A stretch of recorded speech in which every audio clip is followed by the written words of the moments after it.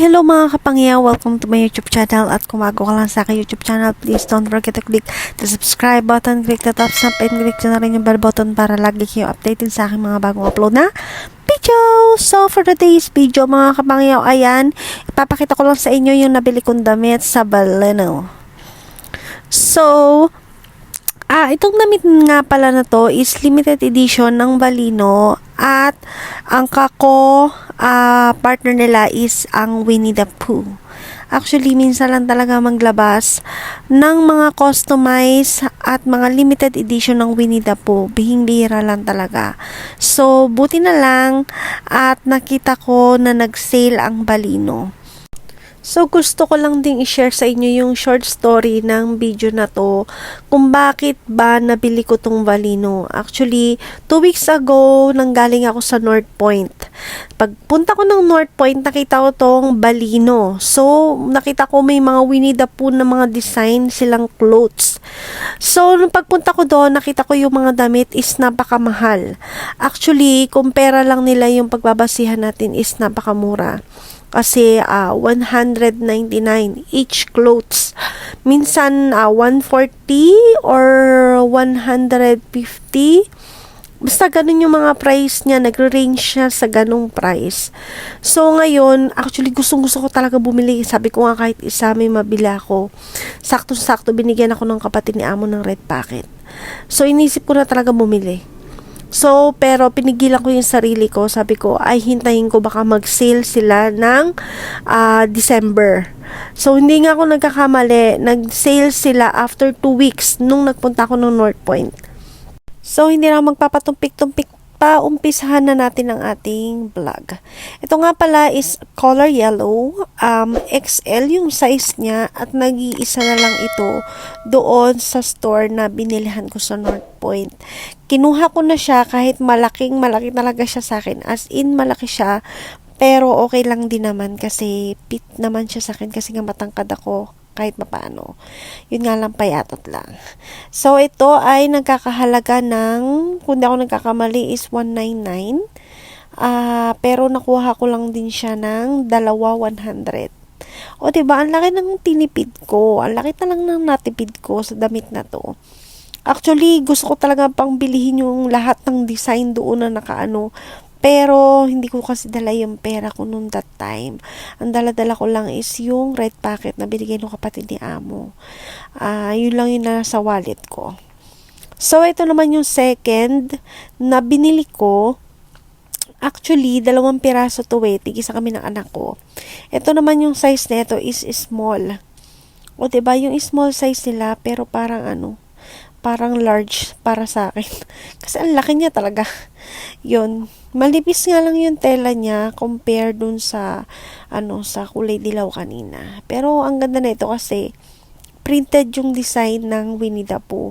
So, ayan. At ipapakita ko naman sa inyo yung pangatlo na binili ko. Actually, yung binili kong damit is 5 piraso. So, sumatotal na sa 250 Hong Kong dollar yung lahat. So, ayan naman yung ating third na damit na nabili. Ano naman to? Parang peach yung kulay niya. Basta parang peach eh. Ayan, may puri siya na design dun sa may bulsa. Ang size ata nito, kung taon nagkakamali, medium. Parang medium ata yung size nito eh. Hindi ko sure Pero, yan, yung medium na yan, or medium or large, hindi ko sure kung anong size nito. Yan, yung mga ganitong, size ng damit. Ito yung fits talaga sa akin. Kasyang-kasya lang talaga. Ito naman yung pinaka-last na nabili natin. Ito naman is kulay pink. Ayan. So, yan lang halos lahat yung nabili ko doon. 5 piraso. 2 lang yung kulay puti. Medyo manipis lang talaga yung tela niya. Kung tutusin, manipis lang talaga. Kasi makikita mo yung printed ng damit ko sa loob. Ayan, yung doble ko. Kaya, so, yun lang. Sana nagustuhan niyo yung ating vlog. And, finally, nabili ko na rin yung damit na limited edition ng Winnie the Pooh. Kasi, favorite ko talaga si Winnie the Pooh ever since. mula nung bata pa ako. Sabi ko nga noon pag ako talaga nagkaroon ng pera, gusto ko mag-collection ng mga Winnie the Pooh na ano. Basta gusto ko mag-ipon ng ano, pero ngayon ang naipon ko pa lang is yung mga manika ni Winnie the Pooh na nabili ko rin dito sa Hong Kong Disneyland nung nagpunta ako ng Disneyland noon. So, ando doon na yun sa Pilipinas. At ito yung binigay sa akin ng kaibigan ko na Winnie the Pooh. Ayun, galing yun ng Pilipinas. Dinala ko naman dito sa Hong Kong. O, di ba, baliktad. And, tsaka yung kumot ko na Winnie the Pooh. So, yun lang. And, hoping na, makapag-collecta pa tayo ng iba pang mga Winnie the Pooh. So, ayan nga pala, share ko rin yung nabili kong sombrero. Ayan, hindi ko siya napansin na meron pala siya nakasulat sa baba. Yankees. Ewan ko.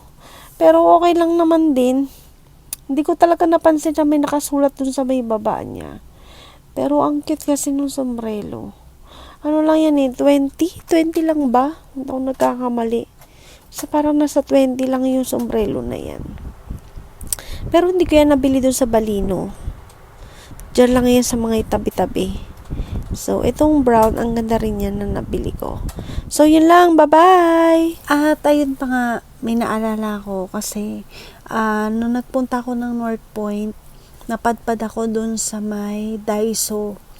So, doon naman din ako nakakita ng Winnie the Pooh na baso. Ayan. Actually, naka-sale to parang 35 ata to kung di ako nagkakamali. Pero naka-sale siya ng 25. Pero alam mo, kasyungahan ko, ayan, nabasag ko siya. Ayan. Diba?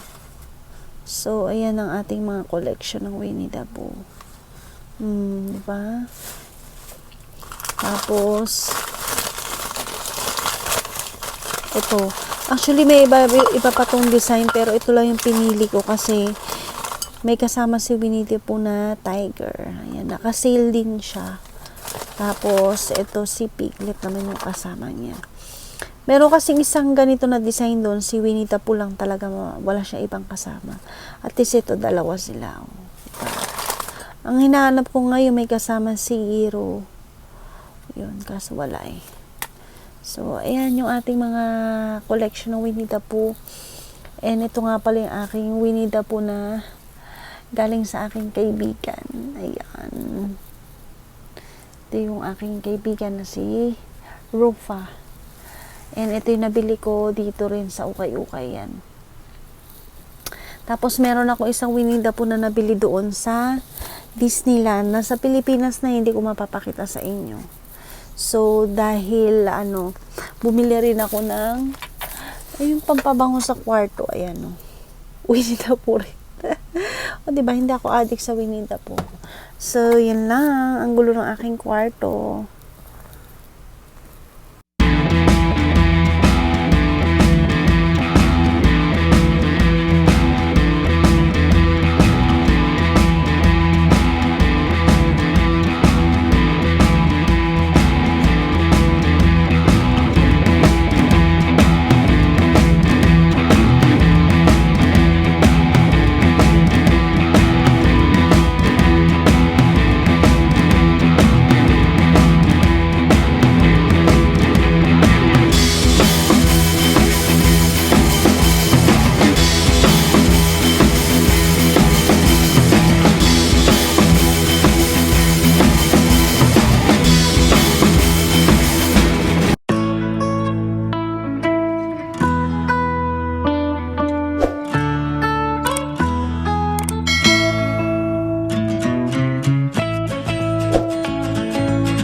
Thank you for watching. God bless for now. Mwah.